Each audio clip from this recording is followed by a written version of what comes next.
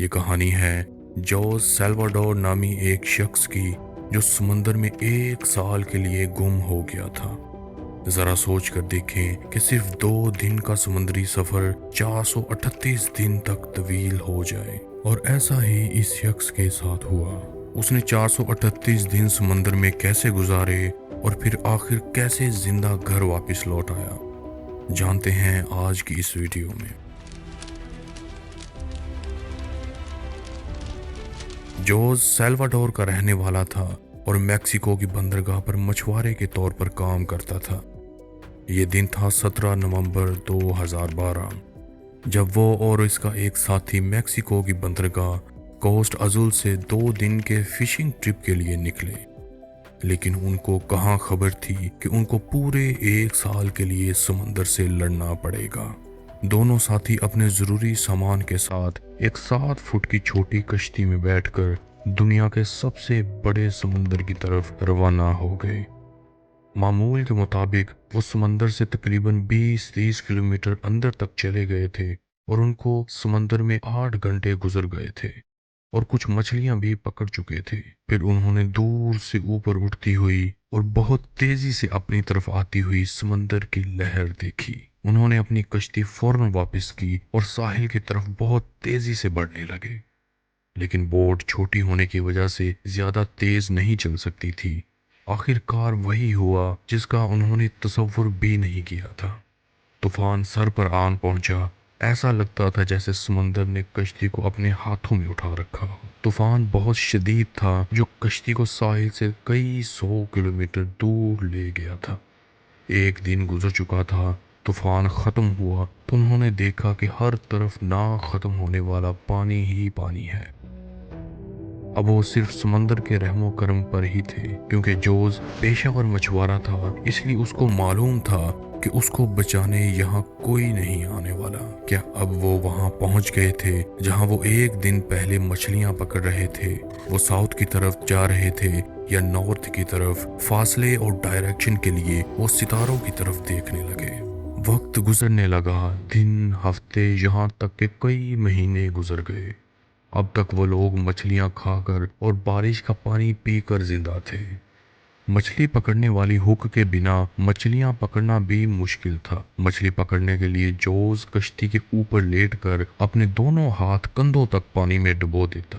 ہر روز نئے چیلنجز، بھوک اور پیاس کی شدت وقت کو روکے ہوئے تھی۔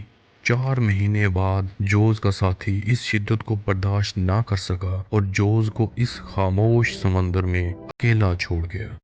کوئی بھی شخص اس لمحے کی المناکی اور مایوسی کا تصور بھی نہیں کر سکتا۔ جوز کو حالات سے لڑتے 9 ماہ گزر چکے تھے اور اب اس کو ہیلوسینیشن بھی ہونے لگی تھی۔ جو سب سے بڑا چیلنج تھا وہ تھی ڈی ہائیڈریشن، جس کو ختم کرنے کے لیے اس نے کئی بار اپنا یورین بھی پیا تھا۔ آخر کار جوز کو دور سے آتی ہوئی ایک امید نظر آئی۔ وہ ایک کارگو شپ تھی۔ جوز کے جسم میں ایک بجلی کی لہر دوڑی اور وہ اٹھ کھڑا ہوا اور شپ کو اشارے کرنے لگا۔ بدقسمتی سے شپ کافی دور تھا اور جوز کی کشتی بھی کافی چھوٹی تھی۔ جوز اپنی امید کو اس شپ کے ساتھ بہت دور تک جاتا دیکھتا رہا۔ شپ کے چلے جانے کی وجہ سے اس کا مزید دم گھٹنے لگا تھا۔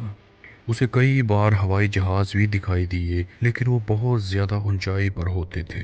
جوز اب تک 6000 میل سفر طے کر چکا تھا۔ زندہ رہنے کی تمام امیدیں دم توڑ گئی تھی۔ جوز کی آنکھیں بھی کمزوری کی وجہ سے مشکل سے ہی کھل رہی تھی۔ اب وہ بند آنکھوں سے اپنی زندگی کی یادوں کو دہرا رہا تھا، کیونکہ اب وہ زندگی کا نہیں بلکہ موت کا انتظار کر رہا تھا۔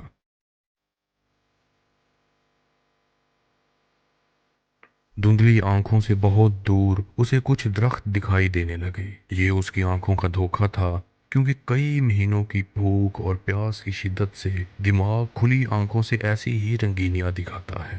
لیکن وہ درخت لمحہ ب لمحہ قریب آتے گئے اور سمندر میں کئی جگہوں پر ناریل بھی پھیلے ہوئے تھے۔ اب جوز کو یقین ہو گیا کہ یہ کوئی آئلینڈ ہی ہے۔